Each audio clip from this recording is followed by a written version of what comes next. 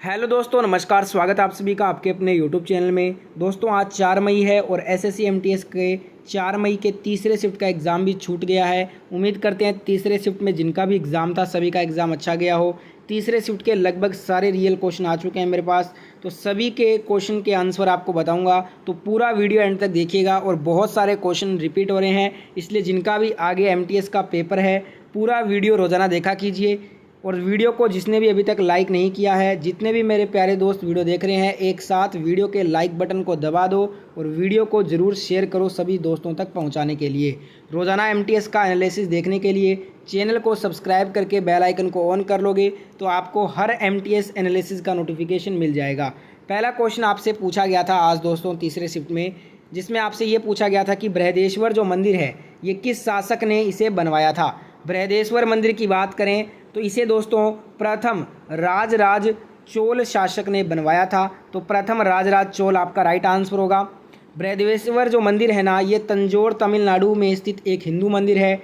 यह भगवान शिव को समर्पित है। यह कावेरी नदी के तट पर स्थित है, ध्यान रखिएगा, ठीक है। अगला क्वेश्चन पूछा गया था, मल्लिका साराभाई को 2010 में कौन सा अवार्ड दिया गया था। मल्लिका साराभाई को 2010 में पद्म भूषण से सम्मानित किया गया था। तो पद्म भूषण राइट आंसर होगा।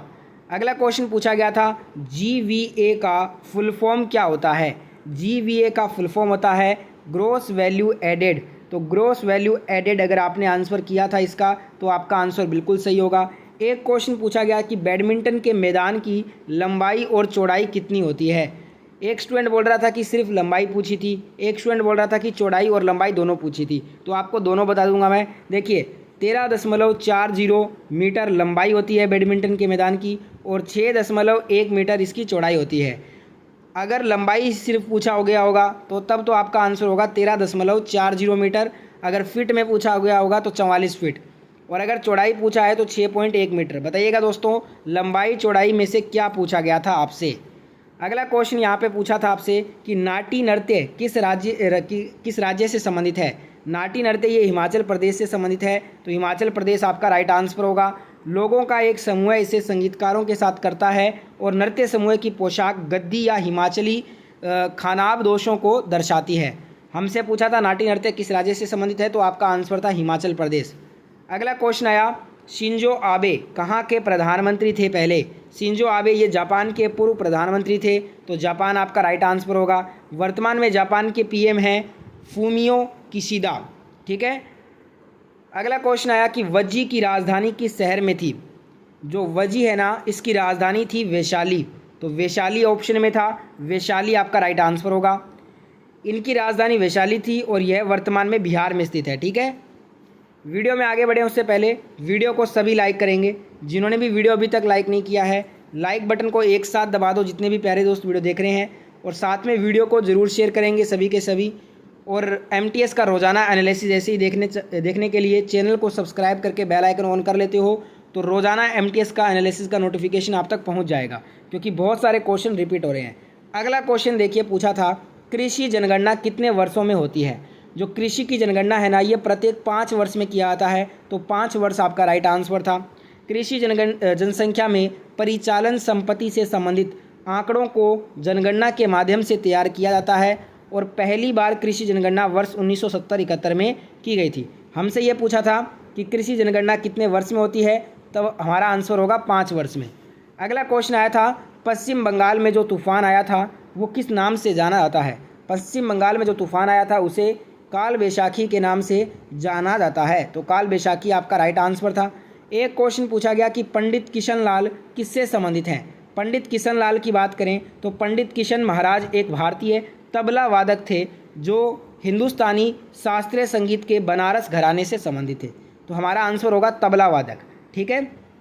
अगला क्वेश्चन पूछा गया था आपसे, राष्ट्रीय जलमार्ग 2 कौन सी नदी पर स्थित है। राष्ट्रीय जलमार्ग 2 की बात कर लें तो ये आपका ब्रह्मपुत्र नदी पर है। तो ब्रह्मपुत्र नदी आपका राइट आंसर हो जाएगा। बांग्लादेश सीमा से सदिया के बीच 891 किलोमीटर की लंबाई वाली ब्रह्मपुत्र नदी को राष्ट्रीय जलमार्ग संख्या 2 के रूप में घोषित किया गया था। हमसे पूछा गया कि राष्ट्रीय जलमार्ग 2 कौन सी नदी पे है, हमारा आंसर होगा ब्रह्मपुत्र नदी, ठीक है। अगला क्वेश्चन आया था कि आर के नारायण की पुस्तक कौन सी है। अब आपको बता दूं, द डार्क रूम और मिडनाइट चिल्ड्रन ये दोनों आर के नारायण की पुस्तक हैं, पर स्टूडेंट ने कन्फर्म किया है कि ऑप्शन में द डार्क रूम दिया था। तो ऑप्शन में अगर द डार्क रूम दिया था तो द डार्क रूम आपका राइट आंसर होगा।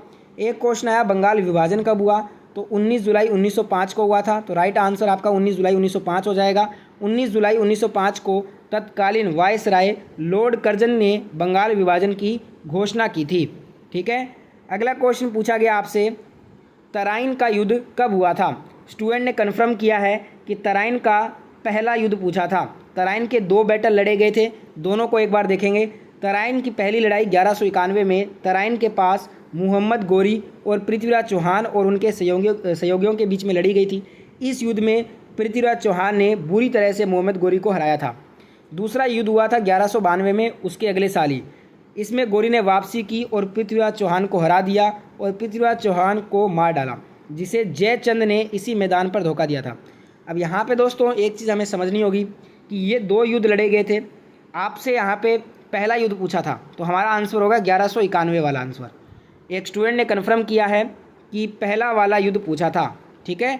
अगला क्वेश्चन यहाँ पे पूछा गया आपसे, संविधान में नीति निर्देशक तत्व किस भाग में है।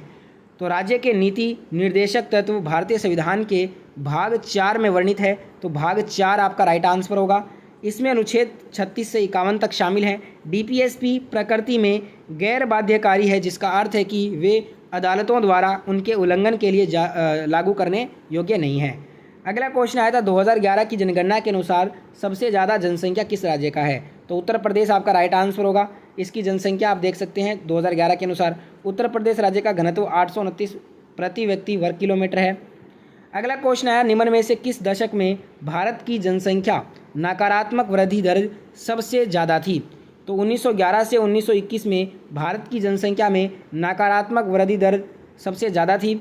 इसमें 5.75 थी। 1921 अब यहाँ पे ये 1911 तक थी। 1901 से 1911 तक 5.75 प्लस में थी। 1911 से 1921 के बीच में माइनस में थी 0.31%। ठीक है। अगला क्वेश्चन यहाँ पे पूछा गया कि कौन से जीव पादपों से भोजन ग्रहण करते हैं। तो प्राथमिक जीव पादपों से भोजन ग्रहण करते हैं। पादपों में पोषण ऐसे पादपों को स्वपोषी कहते हैं। जंतु एवं अधिकतर अन्य जीव पादपों द्वारा संश्लेषित भोजन ग्रहण करते हैं, उन्हें विषमपोषी कहते हैं। अगला क्वेश्चन आया था, द्वैध शासन प्रणाली की शुरुआत कब की गई।